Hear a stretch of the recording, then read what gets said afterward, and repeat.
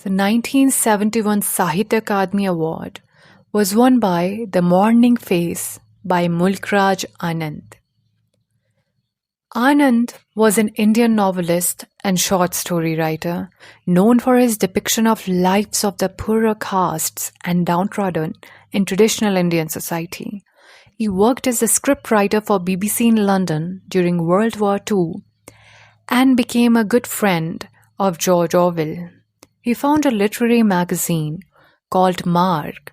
He's also noted for being among the first writers to incorporate Punjabi as well as Hindustani idioms in English and was a recipient of the civilian honor of the Padma Bhushan. He's also known as India's Charles Dickens.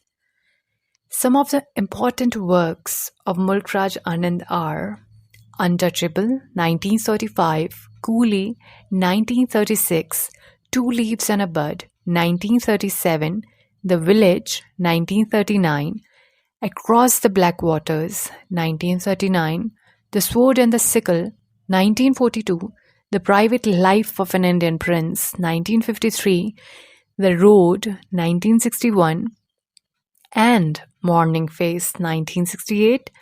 And then comes Confession of a Lover and Gauri. Confession of a Lover was published in the year 1976 and Gauri was published in the year 1976 itself. Now, these are some of the short stories by Anand. I have particularly read A Trade Union. It is a very interesting story. You must give it a read. And Mulkraj Anand, as a critic, also wrote Author to Critic, The Letters of Mulkraj Anand, published in the year 1973. Now let's see what is The Morning Face about.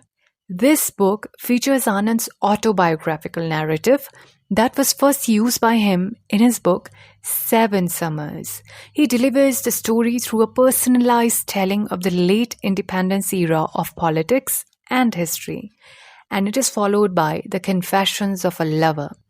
So we see it began in the 7 Summers, and then we see The Morning Face followed by The Confessions of a Lover. And another major novel of Mulkraj Anand was Untouchable, published in the year 1935. Its introduction is written by E.M. Forster, and it presents the plight of a boy called Bakha, who is an 18-year-old untouchable boy, who is the sweeper and cleans toilets. He faces day-to-day humiliation. He is constantly nagged by his father and is slapped by an upper caste Hindu for accidental touch in the road. And his sister is also molested by a priest. And we also see that he's very interested in playing hockey and plays with little urchins around. But he has always this responsibility which he has to do. He has to go to home and clean the toilets of people.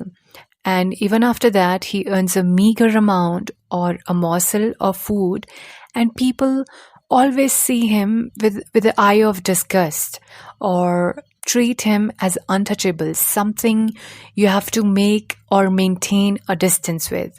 The novel unravels a series of heart-wrenching confrontations faced by Bakha. And at last, we see that he's left with twofold choices. One is to embrace Christianity, and the latter is the ray of hope offered by Gandhi's sermon about liberation of Harijans.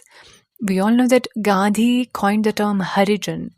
Harijan refers to Hari Ke Jan, that is God's children.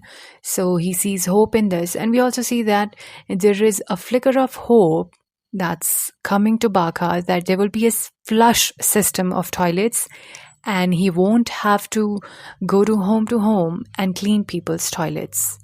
And then comes, after Untouchable, Coolie in the year 1936. The protagonist of the novel is Mannu, who is 14 years old and is the protagonist. He's the potter boy who hails from a village in Kangra Hills. Mannu is an orphan and works in pathetic condition, and we see that he dies of tuberculosis in the end. So our protagonist dies in a very pathetic condition. The book is highly critical of British rule in India and India's caste system. Two Leaves and Bud was published in the year 1937. We see the 30s era of the publication of Mulkraj Anand's books. Now, Two Leaves and Bud deals with the oppression and exploitation of poor. As I have already told you, that the novel of Mulkraj Anand deal with the downtrodden, how they are treated in traditional Indian society. So, Two Leaves and a Bud deals with the oppression and exploitation of poor. It features Gangu, who is a peasant who works in plantation in Assam and tries to protect his daughter from a British soldier. And then comes Lalu trilogy. The works which are included in Lalu trilogy are The Village, Across the Black Waters, The Sword and the Sickle. Now these together form Lalu trilogy. The Village is about Lal Singh, who is a peasant in Punjab and revolts against the rudimentary norms of his village. He enrolls in army and faces troubles which compel him to return to his village.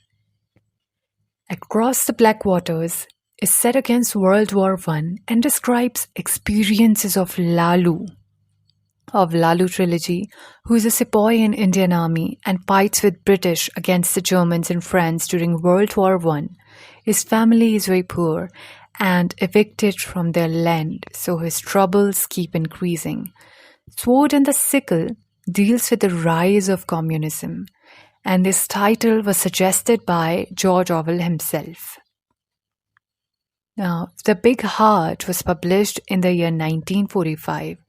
It is written in stream of consciousness. So, The Big Heart is a novel of Mulkraj Anand, which was written in the stream of consciousness. It provides the theme of conflict between tradition and modern machines.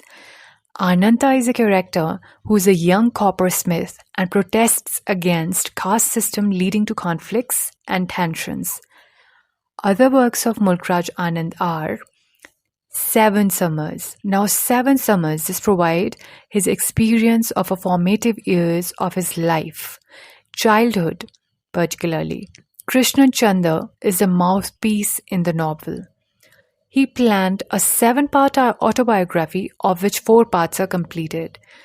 Here we are talking about Mulkraj Anand. He planned a 7-part autobiography, namely Seven Summers, Morning Face, Confession of a Lover, and The Bubble. These are the 4 works which were completed. Seven Summers, Morning Face, Confessions of a Lover, and The Bubble.